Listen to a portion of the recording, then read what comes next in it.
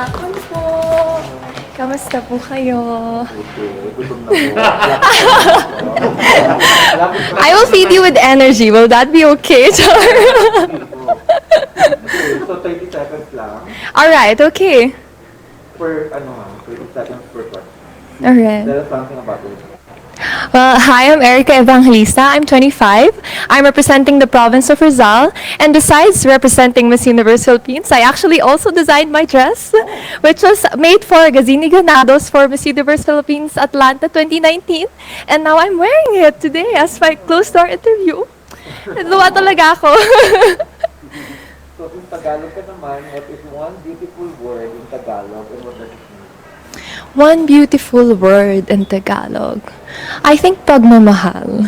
I think because, love is just like a short term. But when you say pagmamahal, it's like super long and it has that big meaning. It's not just, love. Meron siyang emphasis on the word, so you really do feel the love.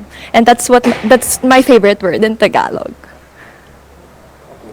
What is that one learning experience of you as a child that had so much impact on you? I think one of the biggest learning experiences as a child was actually not having to pursue my dream at 16, because I always wanted to become a fashion designer, but because he had a very practical family, I really had a hard time pursuing them for me to take fashion design. So to have a financially stable future, they asked me to actually study marketing instead.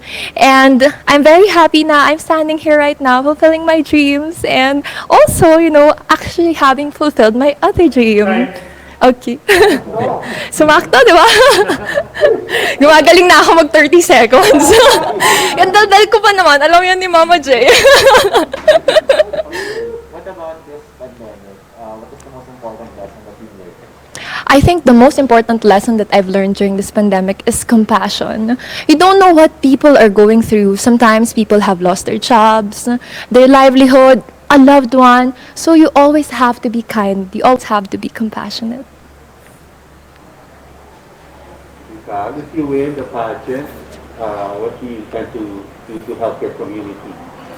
I think, during this pandemic, most especially, it's very important that we uplift people who have broken dreams, because a lot of people don't want to dream right now. And I want to encourage people that even in the darkest times, there is still hope that you can still fulfill their dreams.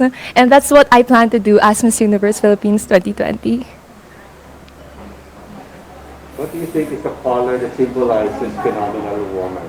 I think it's color yellow, because a phenomenal woman should be bright, should be the light, should be happy, and should be like sunshine.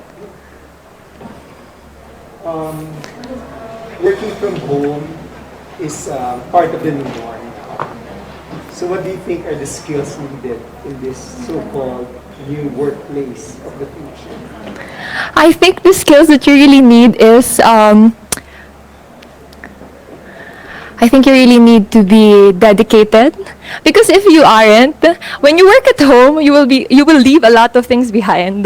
And since I've actually been working at home ever since, it's good that I'm prepared for this situation, but it's also difficult because you have so many time in your hands. So you have to be very dedicated. You have to be a planner, and you have to see all aspects that you need to see.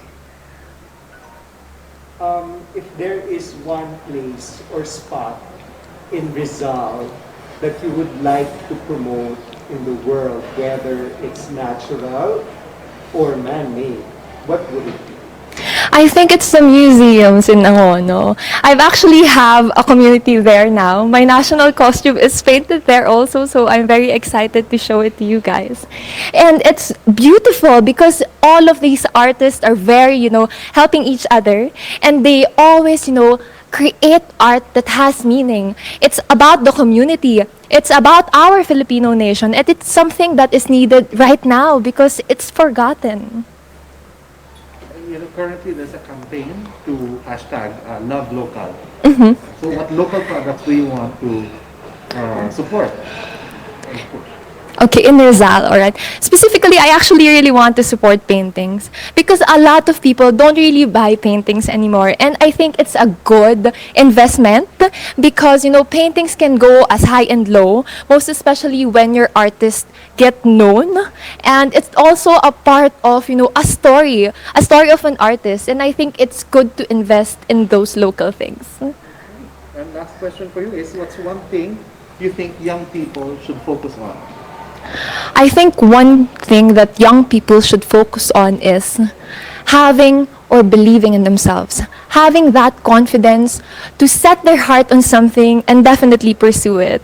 And I want that to be my message as this Universe 2020, hopefully this year.